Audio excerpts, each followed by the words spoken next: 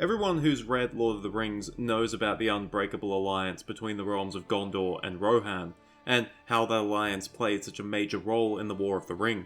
But Rohan was not Gondor's first alliance, nor was it its longest alliance, nor was it its only alliance with the Northmen.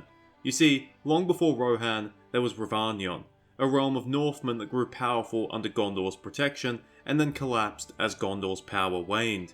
So in this video, we'll look at the history of Rhovanion, the Forgotten Kingdom. If you've seen my History of the Northmen video, you'll know that the Northmen have had a long history in the northern lands of Middle-earth, starting back in the First Age. I'll give a shortened version. These men mainly lived between the Sea of Rhûn and the Misty Mountains, in the Eves of Greenwood, in the Vales of Anduin, and in the wide grasslands west of Rhûn. Their fortunes have been rather mixed. During Morgoth's focus on Beleriand, the Northmen prospered in an alliance with the dwarves. This alliance continued into the mid-Second Age, but fell apart during the War of the Elves and Sauron, and during that war and the long dark years that followed, the Northmen were brought to near extinction. They only began to recover once Sauron was defeated in the War of the Last Alliance at the end of the Second Age. This brings us to the Third Age, and the beginnings of the land and peoples that would eventually be known as Rhovanion. By the dawn of the Third Age, the Northmen were scattered across the lands between the Sea of Rhûn and the Misty Mountains. The most powerful concentration of these men dwelt on the eastern side of Mirkwood, between the Sea of Rhûn in the east, the River Celduin to the north, and the Brown Lands to the south. Many of them dwelt in the eaves of Mirkwood, and the East Bight was presumably created by their felling of trees. Next to the forest, the lands were wide open plains, suitable for the usage of horses, meaning that the Northmen became great riders. However, wide open plains meant that these lands were open to attack from the Easterlings who dwelt around or beyond the Sea of Rhûn, and the Northmen of Rhovanion had been consistently at their mercy since Sauron's rise to power. The power dynamic began to change in the early Third Age. During the reign of King Turamba of Gondor between 541 and 667, Gondor crushed the Easterlings and expanded their territory to the distant Sea of Rhûn. This was welcomed by the Northmen, who had historically gotten along with Númenóreans and those of Númenórean descent, owing to their shared ancestry and their mutually intelligible languages. More importantly, Gondor's triumph over the Easterlings gave the Northmen much needed breathing space. Under Gondor's protection, the power of the Northmen grew. By the 13th century, Rhovanion had become a force to be reckoned with. But Rhovanion was not a unified kingdom. Instead, the land was ruled by various Northmen princes, some of whom even warred with each other.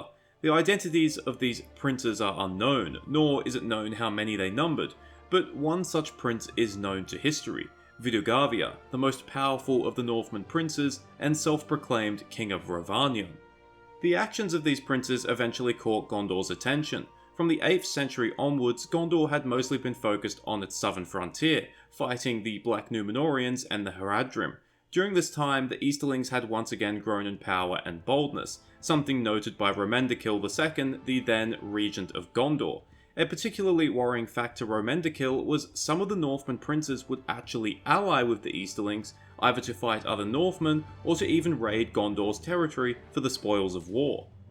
In response, Romendakill marched east, and with the aid of Vidurgavia, the self-proclaimed king of Rhovanion, he crushed the Easterlings and ended their threat once again.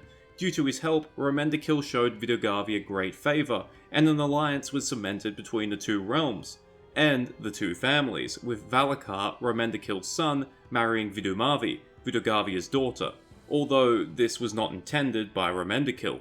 Northmen were free to serve in Gondor's armies and were even capable of attaining high ranks, although not all Gondorians looked upon this as a good thing. It's unknown how Vidurgavia's alliance with Gondor affected the power dynamics of Rhovanion, and whether or not Vidurgavia was able to truly unite the realm, and become the undisputed king over the other princes. At the very least, Vidurgavia's descendants were still powerful men centuries after his death, suggesting that they remained the strongest or most influential faction within the kingdom. Towards the end of the reign of King Valakar of Gondor, rebellion would begin to stir in Gondor's southern provinces. This rebellion carried a certain amount of anti-Northman sentiment. Traditionalists who were unhappy about Gondor's mixing with so-called lesser men, and in particular, the fact that the incoming King Eldacar was of Northman descent, the son of Vidurmavi. This rebellion, known as the Kinstrife, kicked off in 1432, and in 1437 Eldakar's loyalists were defeated and driven out of Osgiliath. Eldacar fled north to Rhovanion, and the leader of the rebels, Castamir, became King of Gondor. Being of Northman descent, Eldacar was well received, and remained in Rhovanion for 10 years as he gathered strength that could ultimately overthrow Castamir and win back his throne. In 1447, a large army of Northmen marched south towards Gondor, a land of allies that was now ruled by a foe. On the way, they were joined by loyalists from Calenadon, Anorion, and Ithilien, and battle was met at the crossings of Eruii, where Castamir was slain and the rebels were driven from Gondor. Despite being physically inferior to the average Dunedain, the Northmen were valiant and ferocious, and played a huge role in Eldakar's victory. With Eldacar back on the throne, Gondor was open to the Northmen even further, and many of the people of Rhovanion came south and lived in Gondor permanently. We hear little of Rhovanion for the next 200 years. It's possible that they aided Gondor in their wars against the Haradrim and the renegades of Umbar. Other than that, we can only assume that this was another peaceful, prosperous period for Rhovanion. However, this came to a crushing end in 1635, with the advent of the Great Plague from the east. This reached Rhovanion in the middle of a terrible winter, the worst time it could have arrived. The Northmen did not build great cities, and many of the people of Rhovanion still lived a semi-nomadic lifestyle. But in the midst of a cold winter, the halls, homesteads, and stables filled with people trying to escape the cold, bringing the plague with them. Unlike the Gondorians, the Northmen were little skilled in the arts of healing, and by the time the plague ended, over half of the Northmen had perished, alongside half of their horses. The next 200 years allowed Rhovanion to recover, although the damages were great. Fortunately for the Northmen and their allies, the peoples of the east had also been devastated by the Great Plague. But this peace would come to an end in the 19th century. A people, or a confederacy of people known as the Wainriders, soon appeared by the Sea of Rhûn. They were a martial people, numerous, well armed, with many horsemen, and their chieftains fought in large chariots. Following the Great Plague, Gondor had withdrawn many of their outer forces, and thus Rhovanion was the first bulwark against any enemy that came from the east. The Wainrider attacks began in 1851, and by 1856, the situation had become dire for the Northmen. This prompted a response from Gondor, and for the first time since the days of Romendakill II, Gondor led an army beyond the Anduin. This army was led by King Narmerkill II, and joining him were the remaining forces of Rhovanion, led by a man named Mahari, a descendant of Vidogavia. Little is known about the battle, except that the combined forces of Gondor and Rhovanion were defeated, and that both Narmerkill II and Mahari were slain. We also know that the Gondorians would have been overwhelmed and annihilated if not for the heroic rear guard by Mahari and his horsemen. The battle also inflicted enough losses upon the Wainriders that they decided not to invade Gondor at that time, and instead focused on finishing off Rhovanion. And finish off Rhovanion they did. With its forces shattered and its allies driven away, Rhovanion was now defenseless, and it was conquered that same year of 1856.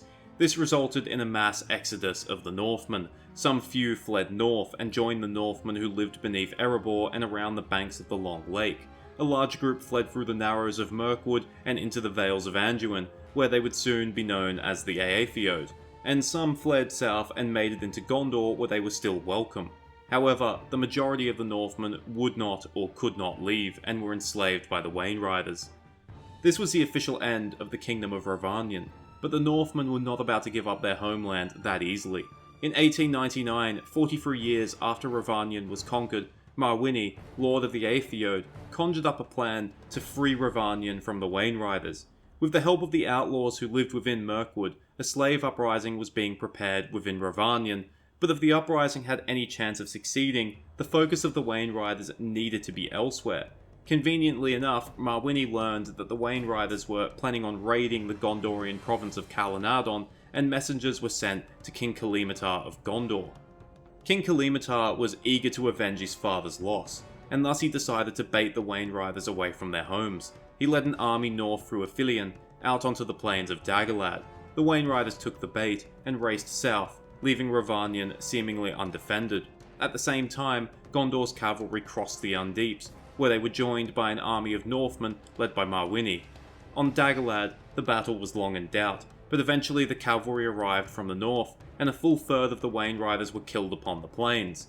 Mawini's horsemen harried those that fled north, and only broke off the pursuit in sight of Mirkwood, taunting them that their stolen homes were now in flames. As Mawini had planned, there was a revolt in Rhovanion.